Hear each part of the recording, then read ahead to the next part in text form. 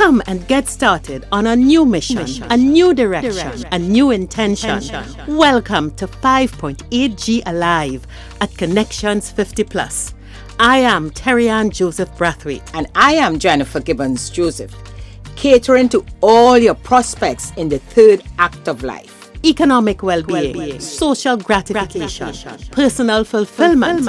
Join us on Wednesday at 6 p.m. on Connections 50 Plus Facebook page, YouTube channel, and on Gael the Caribbean. Good evening, ladies and gentlemen. Welcome to 5.8G Alive, brought to you by Connections 50 Plus. I am Terry-Ann Joseph Brathwaite, one of the co-creators of Connections 50 Plus, and with me, as always. Hi, good evening all. I am Jennifer Gibbons Joseph, the other co-creator of Connections 50 Plus. Welcome. Listen, Jennifer, today we're going beyond the Jubilee again. Last week we had an important conversation about friendship and the need to not go into this stage and have no friends. Huh? That's, I think, the lesson number one of being successful beyond the Jubilee. And we had some good response from that show, didn't we? Yeah, definitely. And, you know, let me tell you, audience, for those who watch us on the YouTube or Facebook, you could put a comment, you know, sometimes Terry-Ann, what I'm saying. So after the show, I will get his WhatsApp, good show, or you said something and agree with what Terry-Ann said, or, you know. So, but thanks again. Thanks for sending the WhatsApp. And of course, we encourage you to still send us a little note.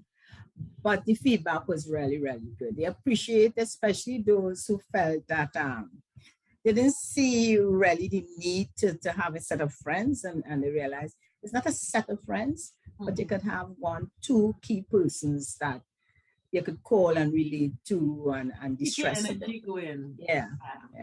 And Jennifer, we didn't mention it, but I think it's important for us to do it for our Facebook fans. You would realize that we no longer have that premiere, that interactive. That's all Facebook. They are in transition and they have stopped premiering. So we can't talk while it's being launched. So for now, until Facebook decides what they're doing, we are just posting at 6 o'clock. Feel free to send the comments, but our conversation continues on YouTube. So until Facebook organizes, those of you who would follow us on Facebook, hey, let's start talking on YouTube. No problem. Yes. Okay. So Jennifer, today, what do we have in store? We have a lovely guest, very, very popular, to share with us his story, his journey, and about, you know, transition, not really transitioning, but continuing living life, beyond the Jubilee. Beyond the Jubilee. Okay. So we're not going to say who he is now, although you would have seen him in the thumbprint. So let's go on to being a tribe and talk to a big man.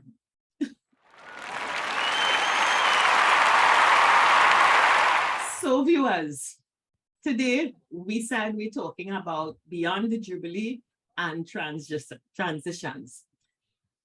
Who better can we choose to talk about that than the immediate past president of the Trinidad and Tobago Olympic Committee and the current president of CONEC, the Caribbean Association of National Olympic Committees. Brian Lewis, welcome to 5.8G Alive. Thank you very much. It's an absolute delight to be here. Okay, so Jennifer, we're in the presence of a real pioneer who's transitioning. Of course, and I'm just looking forward to have this conversation with Brian, you know, to know all about Brian. Yeah, no problem. So, tell us, Brian, not just a bit about yourself. Okay, well, I'm Belmont born. That's born and bred. I'm always first to throw that in. And, you know, grew up in Bedford Lane, Belmont. The eldest of 4 children. My mother, Jennifer Lewis, a single parent. You know, every time I do something, I always have to be careful, but sometimes it puts things in the right context. She would have left an abusive marriage to bring up her four picnic them in Belmont. It wasn't easy for her, but she was, our hero and inspiration. And she also encouraged us so we have good relations with our father's family, and it's absolutely fantastic. She was a giant when it comes to that, in terms of she always instilled in us what happened between your father and I is none of your business. The Bible says honor your father and your mother. So not all my siblings who took on her advice, but that's a whole different story. So grew up in Belmont, went to Belmont RC, as they say, RC, Yes. Belmont Roman Catholic, passed for Fatima College, gave some trouble in Fatima. So when 1976, when we left, and I had to leave Fatima, I went to St. Anthony's for 1 year. And then after that, I had to go and work because it would have been irresponsible of me to tell my mother to continue to, I was the eldest, let's just put it that way. So, yeah. Brian, I know that the loss of your mom was a significant blow, and we want to know, with the CONEC-TIONS family, the 5.8 G Alive, really extend our sincere condolences to you and your family on that loss. It is something that we know you're processing, but she's with you and strength is always there with God at your side. So that's what they said, but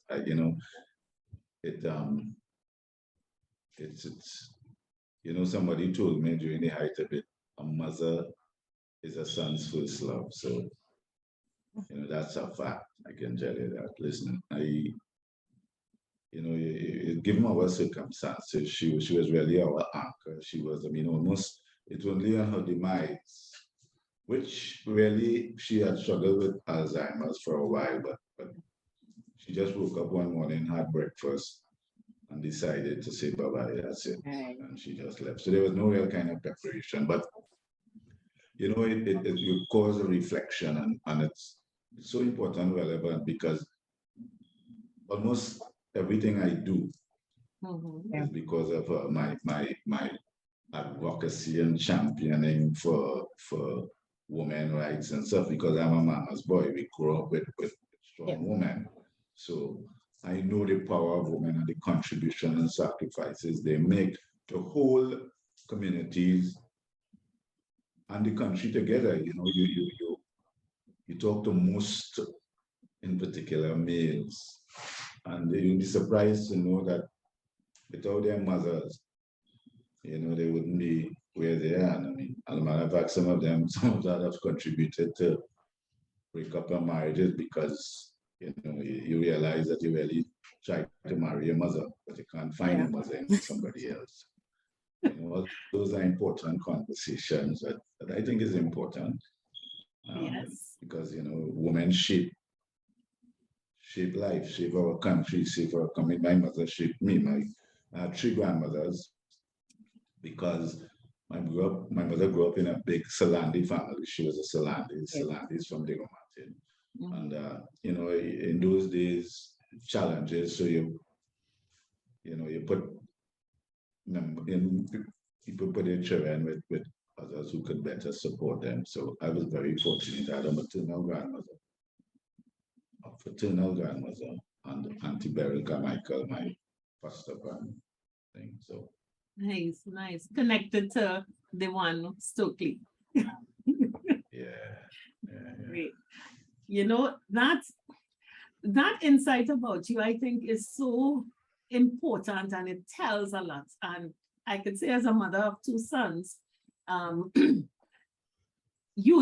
as a mother, the moment you fall in love with your son, and when your son falls in love with you, and that is a bond that will go through life and beyond. And I think you so beautifully expressed it.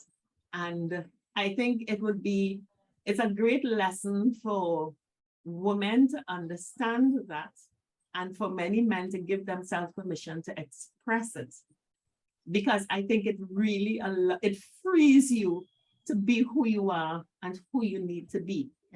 So I think we've gotten a very clear insight into the depth of your character and the person that you are by your recognition and refusal to sort of hide behind or suppress the reality of the role that a mother plays in your life, not underestimating the father, because your respect for your father is also clear.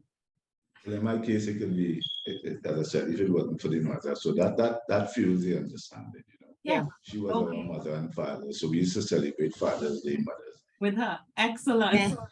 Excellent.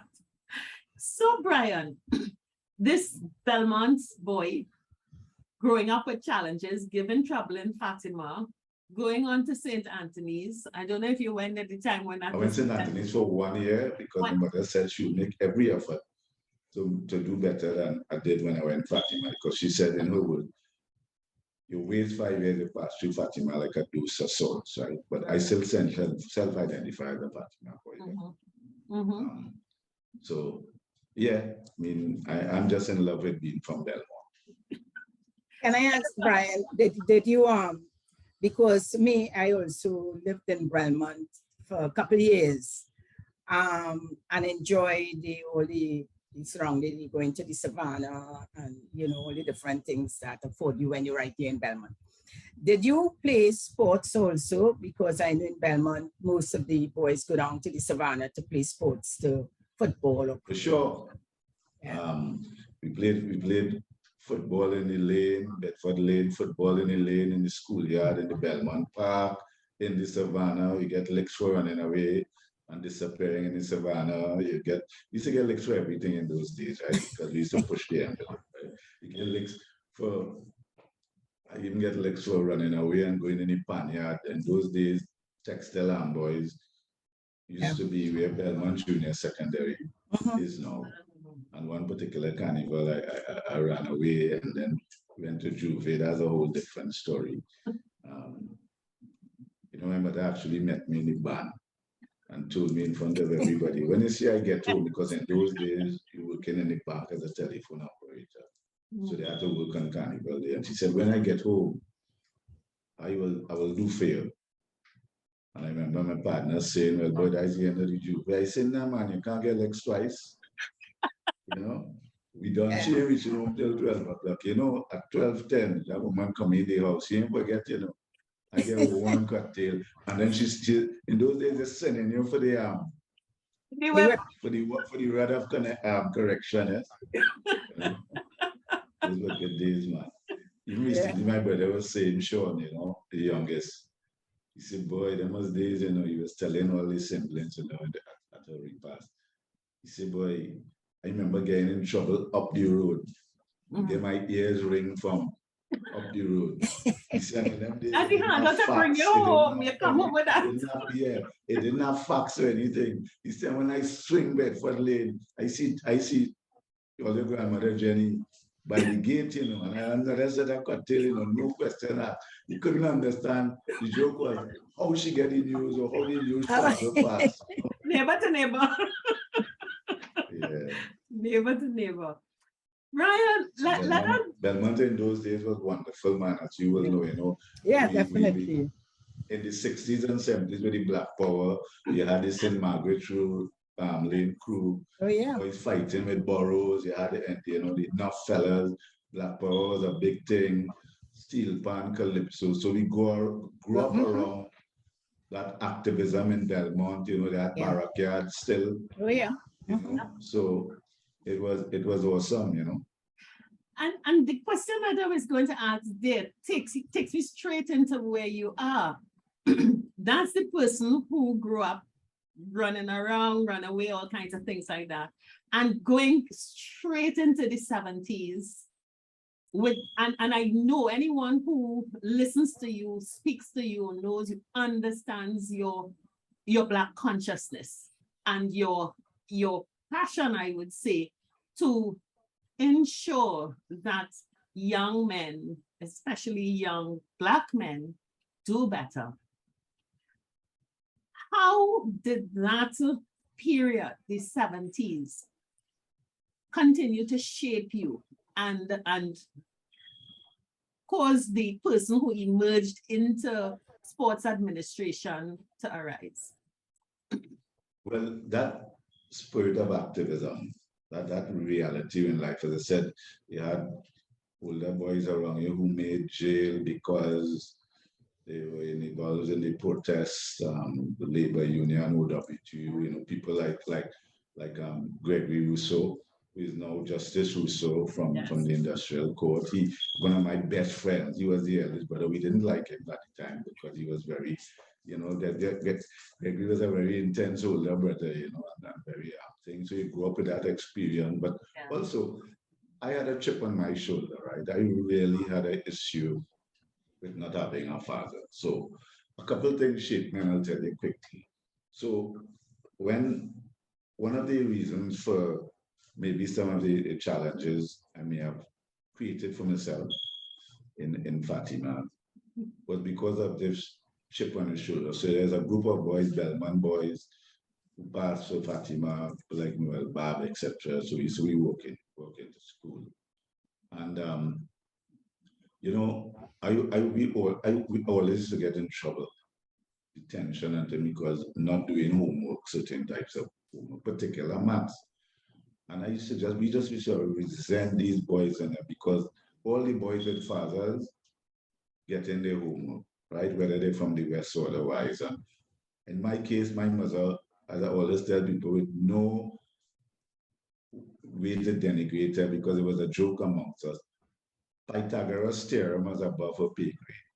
So that wasn't forthcoming. She had to send me lessons sometimes. I missed the best way. As well, I met people like the Brooks brothers, to try to help. So I had this chippiness. And then I started doing nonsense. And then every now and then, my mother would tell me, not all the time, sometimes, she would call me and say, listen, things are a little tight at the eldest. So every now and then she'll tell me, look, getting warm water tea, right, for breakfast. And then she'll give me enough money to buy a dinnerment in school. So we have to walk from there. And she said, the dinnerment will cut the gas, every opportunity to go and drink water. But not, always make plain when I say this, not all the time. Yeah. And then when they come home, she'd say, I have homework. I say, yes. She said, go and sleep. The best remedy for hunger is sleep. Okay?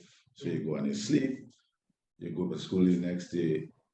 The teachers in Fatima, who have all become good friends, although I still have to call them Mr. All they know is all the Belmont boys, bad detention, 1,000 words. When I tell people to get 500 words and 1,000 words, I must do my homework. Right? So you built up a little resentment. And fast forward, one day, my mother came to me and she said, Brian, you're my eldest, and I will always love you, and I'll always be there for you. And but I have my ears to the ground. So it's either you will die soon, or you will go in jail for a long time. And she walked off. And all I tell people, because I don't like to get into certain things, because sometimes people feel they glamorize certain things, but those who know. That was when I decided to take the road less traveled. And that's why I'm here. And one of the important lessons coming out of that for me was sport was always a constant. Sports became my surrogate father. The men, mainly men in sport, look after them, they give you advice. And then sports also built your self-esteem, because whether it's cool or whatever, you're not whatever good or you're bad or whatever, sports allowed you to be good at something. So I always saw the value from a lived experience of the role sport could play, in particular in young people, but in particular young men who I know share my lived experience. So that's why, I always told myself that I will give back in sport. I'm not a big person, the large road tree and these things. I would use sports as my way to give back, pay it forward, because God has blessed me and be good to me in terms of after I left the oil field, which was lucrative, I went into the insurance. I didn't do bad for myself. So I was always in a position where I could give back and pay it forward. And that's the commitment for sport and my involvement in sport. And then I always had a big mouth. I always had an opinion about something. So the first time I got into sports administration was a good friend of mine from Belmont, Ramis Maraj, was the PRO of the Bodybuilding Federation at the time, run by Alwyn Harris. And that sponsored a tournament they were having. And I remember at that time it was $500 for a category, which was a lot of money. Well, at that time, I paid him money. And I remember telling him everything wrong, right? Because I feel well, I titled, but my media have me paying for this. I never forgot, we are very good friends from school. He's a big, tall, he was into lifting weights and somebody. And he said to me, he said, Brian, you feel you have the answer for everything, right? Well, come and sort out the problem. I never forget the joke between us. He said, but you can't take my job, right? So you'll be the assistant BRO. And that's actually how I got involved in sports administration. And even when I got involved with the Olympic Committee, somebody couldn't go. I then got onto rugby, which I had to be rugby football, because I evolved into playing rugby, right? In the early years, I wasn't disciplined. So even though I went on Mr. Albert King, who passed a couple of months ago, he was a teacher in Belmont, and he saw me and he said, you have some talent. He encouraged me to join Hampton. But I wasn't, people don't believe I wasn't that disciplined, right? So that didn't pan out. Yeah. And even when I got involved, so they sent me to something that the Olympic Committee was having. And there was some contention, and I opened my big mouth again. And then next thing, Douglas Camacho called me and said, they were putting together a group to run the TTOC. This is in 1997. I remember telling him, I don't want to be part of that, the TTOC, all of the studies to go all over the world, fly and plane, and not support athletes. I never forget. He said, I like the reason why we're bringing you on board. He said, because we observe the profile and the media strategy and stuff for the rugby union. And he found out that I was the person responsible for it at the time. So the point I'm making to answer your question is that I think that all my involvement in sport wasn't, I sat down and said I wanted to be this or that. It was two reasons, my big mouth, and I've never been afraid to take on a challenge. If you tell me, Anton LaFondis make the joke all the time. He said, in school, he said, if you tell Brian, do not do that, he said, you could bet your bottom dollar, he going to do it. Yeah, it was just part of that Belmont upbringing. Okay. So Brian, that's a bull coming in the China shop. That's a bull coming in the China shop. With all the fine, that's a bull coming in the China shop. So you are the head of the president of the TTOC with this crazy, mad agenda. You're so bold-faced with your Belmont self-declare you must have 10 goals by 2024. And it is something that most people would have very adverse comments about. That's very true. And wonder where this P-word from Belmont come from. Now, people who want to know the story of what went on, there is enough media coverage and YouTube videos that could tell you about the negative comments that you got and so on. But I would like you to give us some reflections on how Brian Lewis, that individual, what was your driver going through all of that? The reason that I asked that question is that so many of us, as we've gone through similar things and we don't have an opportunity to speak about it. And when we leave the stage, we still don't give ourselves permission to talk of what that struggle was. And I think it's a very important part of understanding how we transition, if we transition, and if it's a success. So let's talk about that bull in the China shop. What was in the bull's head?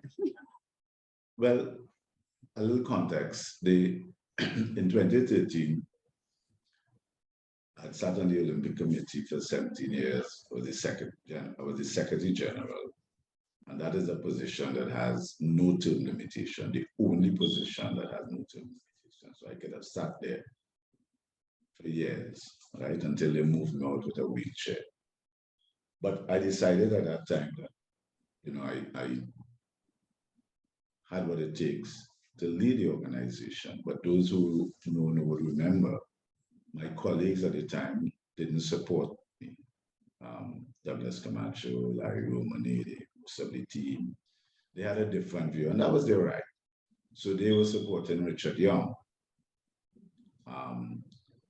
So, of course, in talking to the various support organizations for their support, you know, you have to articulate a vision and what you're going to be doing different.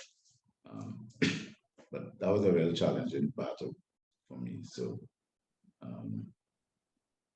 you know, it's so easy, but we wouldn't go there because it has a lot to do with the way the society is constructed in terms of class, elements of race, etc. So, but those are the realities. Those are the reality, but not everybody likes to admit that those are the realities. They all create distortion and lies to confirm what they call confirmation bias.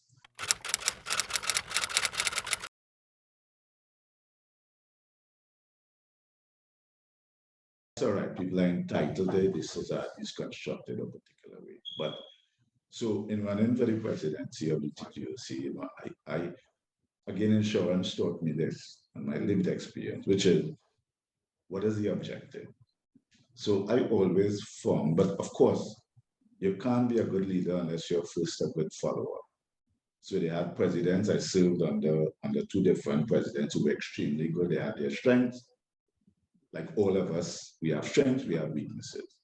But I supported whatever their vision was and wherever they wanted to go to the best of my ability. But there were a couple of things I felt. I learned from that, you know, I said, well, you know, this could be done differently. And one of the things was that, what was the core business of the Trinidad and Tobago Olympic Committee?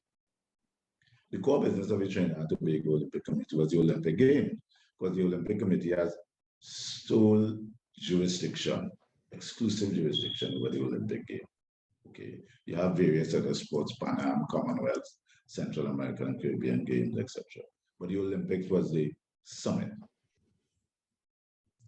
And what is the highest striving for in the Olympics? Was gold medal.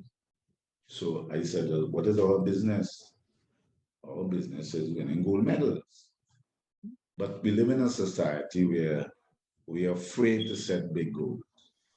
Because we're afraid to fail, we're afraid of the criticism, we're afraid of all that. So that is the politically correct answer. The other element of it was, again, a lot of people don't know, I go to maximum security prison. I try to support a lot of different things. And I knew from myself,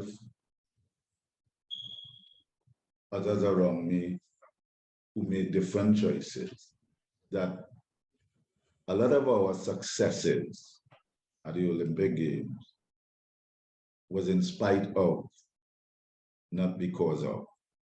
But if you look at most of those who have succeeded, they left and they had to benefit from the exposure elsewhere, whether it's from Hazley Crawford, you come down the whole count, with the exception of Rodney Wilkes, Lennox Kilgore, the first 3 medals, then we have Keyshawn Walcott, right? But the input of Ishmael Mastrava. So I knew for sure that there were more talent and potential going down the drain, bleeding out in the cemeteries and the jail houses. than people were obvious to. And that there were little things that could be done, simple steps that we could have done to create a marginal difference. But what it required was, to be honest with you, the cojones to set this big goal, to speak it, Yeah. and to expose yourself to look like a fool, which some may feel like I've happened because 2024 is around the corner, it was impossible. I don't see it as that. A simple reason why.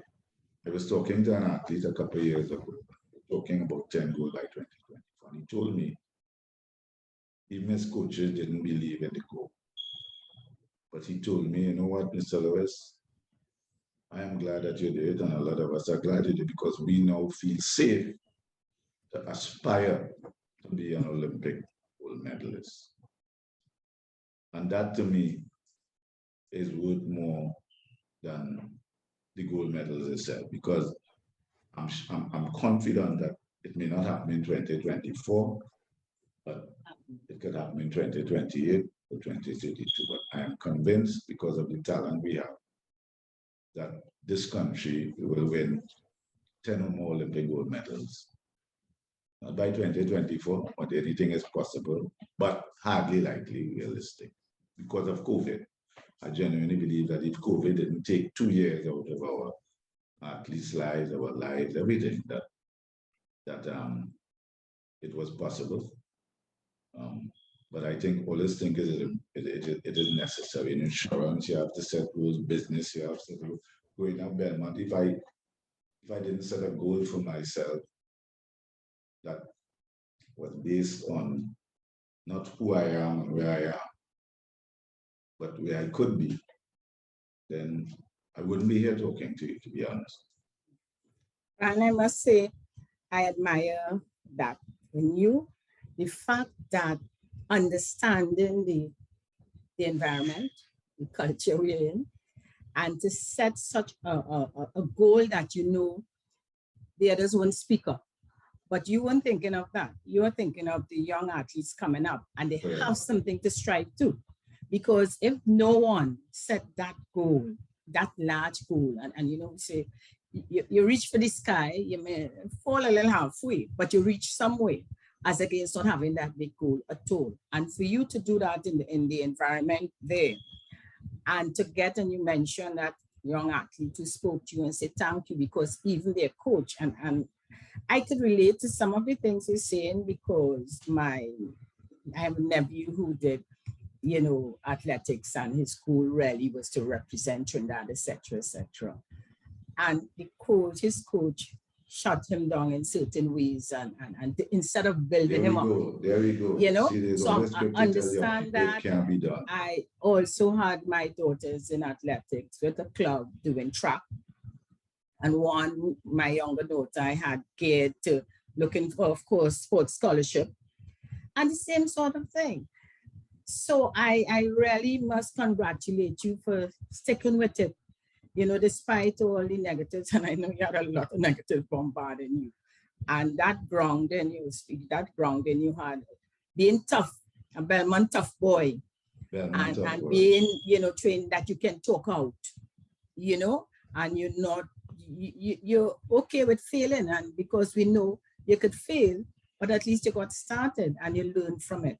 So what you just shared, that story you share, I found is very positive, and hope that that thinking continues on with your present president. Let me put it that way, you know. No, I think you may have been the original Olympian. So let me add an Olympic sport, badminton, and you get the first goal. So we have one. They have plenty of others, you know. I mean, I understand what they're saying, but he's the Crawford at badminton, and anybody who succeeds for administration out of this space in Trinidad and Tobago, from David Rudder, anybody, because Trinidad is a place that destroys, eats ambition. Anybody who wants to be different in whatever form of life, like it is a strange thing, you know. It's like people don't want Jennifer and Terry Ann to succeed because it will make them look bad or something, you know what I mean? because it will take them out of their comfort zone. But I love the place. But it could be brutal. I mean, and Yeah. you know. Mm-hmm. What I Remember, admire, there's so much blues because of the Tima story. yes. I sure all you must be bad talk me, you know. But No, Yes, that. Now, I wanted to understood go the right, scenario. right to that, Mm. right into that, because again, it seemed the public, and it is so important that people understand, all right, there's a position on a role, and then there's a person behind it. And very Right. often we want personal opinion to trump role process. And there you were, this advocate for the Black person. And what stupidness is this? Louis supporting. I mean, the poor girl, they used to use her No, in the they most prerogative. tell me all kind of things. But Majority. listen, I sure I wanted to fight people and all that. Tell them now, that's part of it.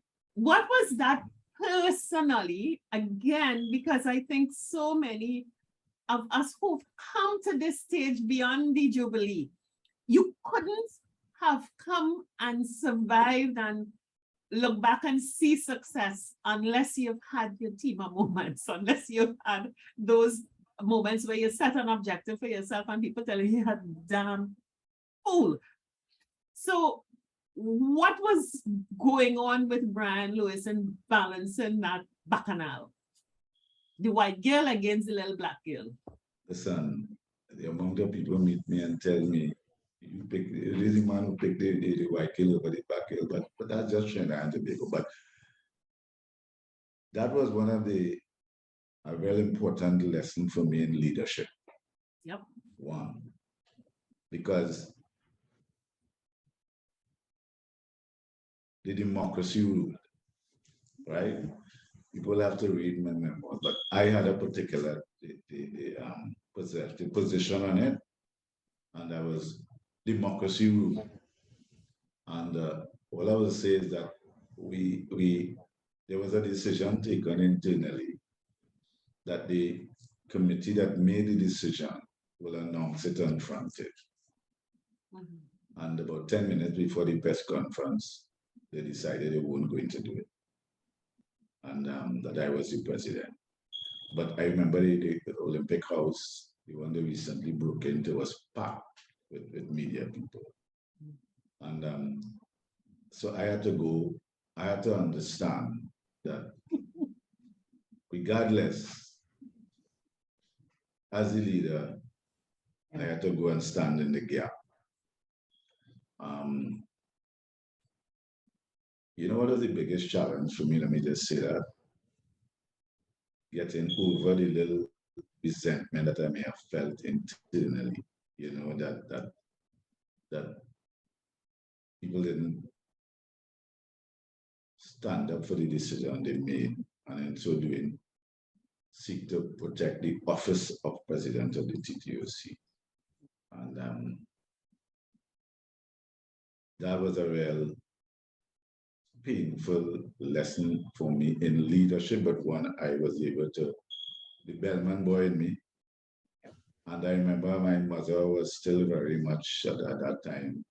She was aware. She hadn't as yet gone through. And I remember her telling me, man, what is that? Those people saying, and what is it really going on? And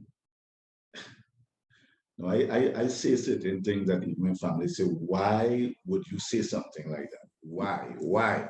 Oh my God, why are you like that? So my mother said, my mother said, never forget, my mother is a short Asian Trini, right? He said, listen, you remember I always tell you when you were growing up, what so-and-so people think about you all is none of your business. Okay? So forget that. Once you know what you did and what you had to do was the right thing in the circumstances as a leader, then that's right. Walk tall, right? And she said, always remember, I told you all when you were growing up, this is true, right? In addition to what people think of you is none of your business. The other thing she said, remember I always tell you, when you walk into a room, 50% of the people don't like you. They don't like the way you walk, the color you talk. So don't expect. And that kind of thing helped me. And the other thing was, at that time, he was like a big brother to me, Raymond Timothy. You know, and I've seen him go through his ups and downs. So I had key people in my ear, including my wife, and then, you know, Sandra, who gave me the strength, right, to keep me focused. You are the leader, the buck stops with you. Yeah. You know, That's what you sign up for. Yeah. That's, well, yeah, that's what you sign up for. And that is the part most people can't take. Everybody, you know what I was saying? Everybody wants to go to heaven, but they don't want to die. Yeah. Everybody wants to be the leader, but they don't want to deal with the process and the consequences of being a leader. It's a lonely place. Yeah. Yeah. It's a lonely place, but people are glad they have somebody to stand behind and not take the responsibility. Correct. You know, Whatever I say is a lonely place. Yeah. Jennifer, that brings me on to mindset. And I know you are. No, I was about to ask Brian, in terms of, I know, okay, that's voluntarily, that's that position you held there. How did you make out in terms of that, having to go through those challenges and still have your business running successfully? Because both are very stressful type of businesses. Yeah. I ask myself the same questions. I think I was fortunate in terms of insurance side is that I started making a transition where because by then I was an independent broker, and then I started making a transition to becoming part of a larger group. So that was one thing that benefited. Timing was right in that. So I didn't any longer have to carry the burden. You know, I was part of a bigger group now, you know, one of the directors, etc. And then the other important part is that I've always been blessed because I've had a very supportive and understanding family, beginning with my wife and my 2 children. People discount the sacrifices the family makes, especially when people involved in non-profit organization. Yeah. Because if I have to devote 24/7, which is that you can't be a leader halfway. Right? You can't say, well, I'm tired. So if the phone calls or some issue, and every issue is urgent. An athlete may be stuck in the airport, something, whatever, everything, sometimes the most mundane thing. Amalgamated calling 1 o'clock in the morning to say the alarm going off or something. So it becomes 24/7. I want people to understand.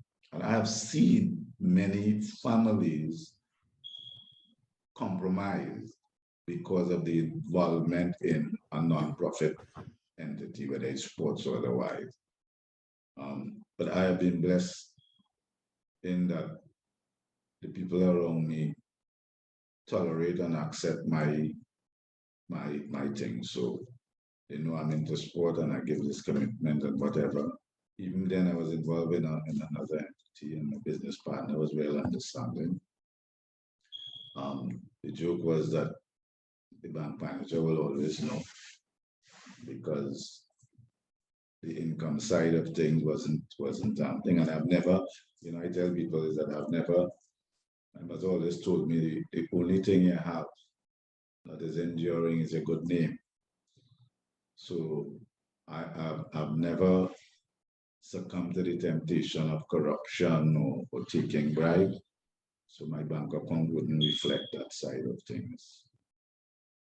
So it has always been a challenge. And then there was God, Jah. I mean, like all Belgian boys, they put through various situations. You move from God to Jah to Allah to breadfruit. You know, because some people end up atheists, so it's a breadfruit or something, you know. So, Or stone. I'm now but about to there's say that. always, Or there's the rock. always, you Yeah. always have to, regardless of what you may call it, you always have to acknowledge that there is something bigger than yourself. Of course, yeah. Mhm. Brian, I think it is so important that we name those people. And I would like you to, if you don't mind, introduce us to Brian's family, Brian's business. I have a daughter, Sanya Lewis, who's crafting a space for herself as a accessory designer and everything. She has her own brand, Sanya Nitos. Nice. I have a son, Isan, who set up his own company with a partner called CONEC-TIONS. Okay. Yeah, they all entrepreneurial. They claim that comes from me because, you know, but I'm not too sure about that. They have no owner. That is why they have no owner. They have no owner, so they could be a bit much. That's fine. And then, you know, I have some really good friends. So one of them passed away from COVID. Hubert Stafford Jr., who I grew up with in Belmont. He's a real good friend. You know, another good friend, Ian Kalu. You know, I've been very blessed. And these people I'm calling have been friends. Ian Kalu has been my friend since Form 1 in Fatima, so that's 50 years. Hubert Stafford and I grew up together. Then it's in So I think it's a Belmont thing too, right? Because you tend to, I know if you look, I mean, it's never good to generalize, but most Belmont people I know still have the Belmont line, right? Yeah. Like myself, for example, I have a ritual once I'm in the country. Every week, I go to Belmont, drive through the street where I grew up, drive around the areas that I played. I still go online, buy Renegades. You know, I do things to keep me grounded and Yeah. because at the end of the day, the phone will stop ringing. I am very clear about that. So the fact that I've been president of the Olympic Committee, president of people ask me, well, how you can pass and hand it back? I said, because that won't define who I am. Yeah. Right? I am now looking forward to Invaders Republic Day and, you know, not misbehaving, but being able to enjoy myself and nobody had to come and tell me or take a picture and sit on social media. What kind of behavior is that from the president of the Olympic Committee? You know, I love my mask, so I'm looking forward to that. I'm looking forward to Carnival 2023. being masked with Lost Tribe. You know what I mean? So what people don't understand is they don't have a definition of what is happiness and success for them. That is not what we are socialized to do is define all these things external to ourselves. I've been blessed in that regard that my mother, and it's so much times I talk about her, she taught us to base your happiness and your success on yourself. Yep. Right? Don't, she always told us, don't look at the Joneses because you don't know what they do. Right? Be happy. Always set yourself in a position where nobody can come and take your house and your this, even though you may live. So I live in Belmont, grew up in Belmont, I now live in St. James. I love the community of St. James, not as much as Belmont, but because why? Simple things. It's 10 minutes walk from the savannah. I can walk into town if I feel. I don't need, you know, and I'm just saying that to go off on a tangent. I remember once when Sharon was asking me some questions. I said, listen, I just come at that time, not doing, but I just come back from Monaco. And people living in the fancy place in Monaco next door to the car place, the grocery and everything is only, you go in New York, London, Paris. It's only in Trinidad, everybody feels that a measure of success is they must go in the suburbs to pay a mortgage that they're catching in and to pay, to prove something to people who don't like you in the first place. Yeah, Brian, and that's good. Preach. Terry, and I know that your body timing, but Brian, that We what okay. you said We okay. in terms of us transitioning is so important because we and on connections here when we chat, we talk a lot about being you, looking within for your happiness, what you like, not what you see others doing, and don't feel and you know, we talk about coming off that second stage into the third stage. So you're no longer in the workplace being Mr. or Mrs. So-and-so, the president or the manager or something. You don't have to flam again. This stage is a different stage. You should grasp this opportunity to be, even if it wasn't that before, this is the time to be who you always wanted to be and not look at what others will think, you know? And you said it. If your happiness, you have that grounding growing up in Belmont, you could relate to that type of community. You're happy with that kind of community. And you move to St. James, which gives you that same sort of feeling. You don't feel that is your happiness. That's how you going to be happy. Or that's how you are happy. And that is so important. And I find that message, we can't say it enough. And there you are saying it, that, hey, your happiness is you, is not what others think. How can you live there? How, well, we know it coming from the insurance, as I always say, how could you drive that type of car?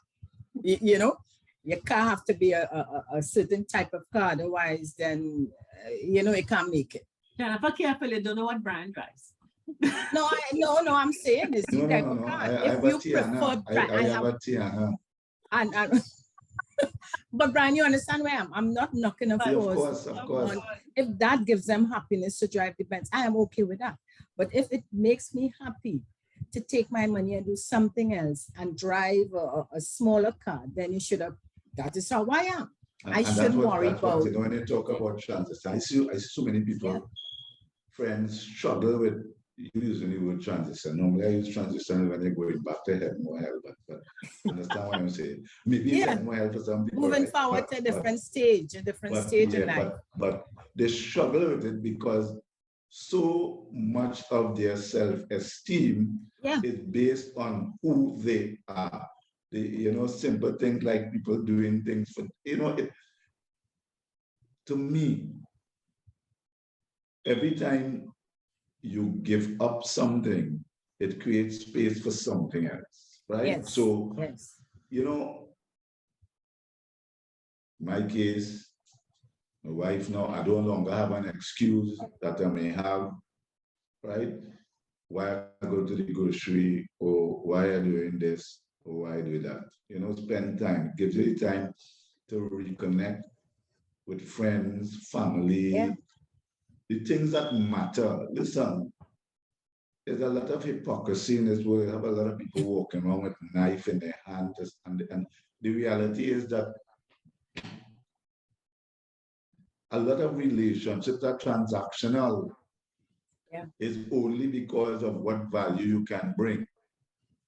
The moment you can't bring that value, the moment somebody can call you and say, well, do this for me, they're done with you. So if you take on human behavior and human behavior, you go crazy. And then what happens is that you become focused and distracted on things that are not important. There's only when you're lying down, if you have been blessed to be able to reflect on your life before you pass, you then,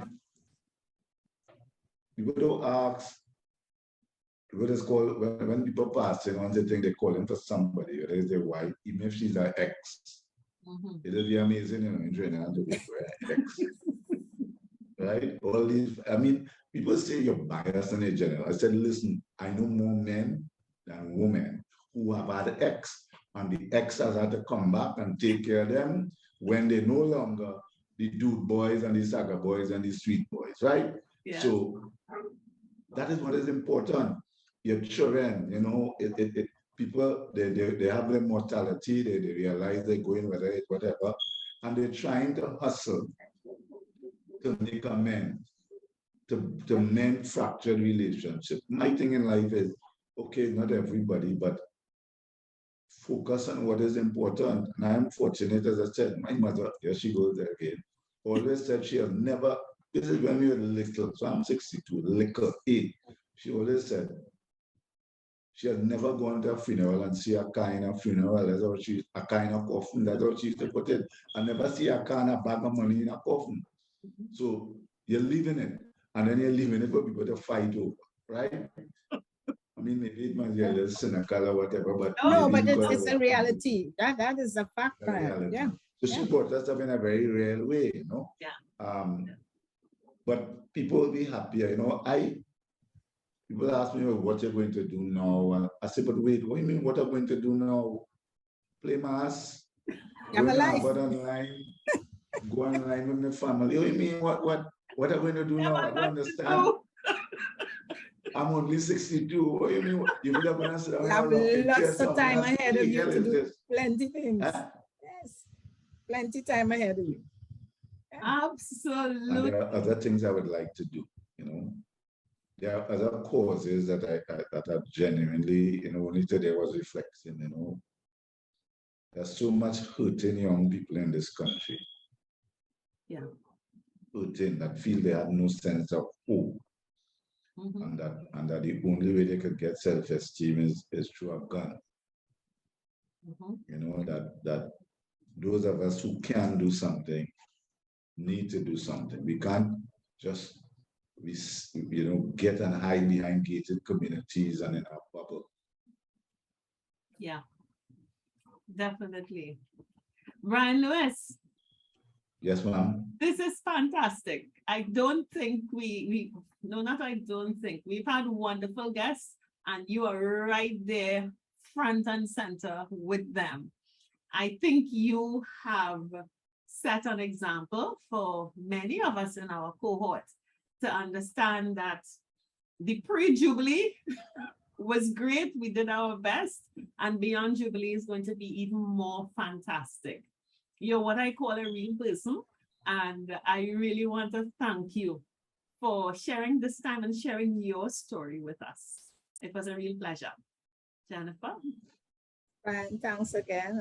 Easy for me to relate to your Belmont upbringing. And of course, you know, that being in insurance also, and knowing that you can set goals as high as you want and go for it, is better than not setting goals at all or having a plan. I mean, your messages you have sent out, the tour, when just chatting, I am sure our audience, men and women, would have learned a lot from what you have said. And the Belmont people will be very proud to hear you chat about Belmont.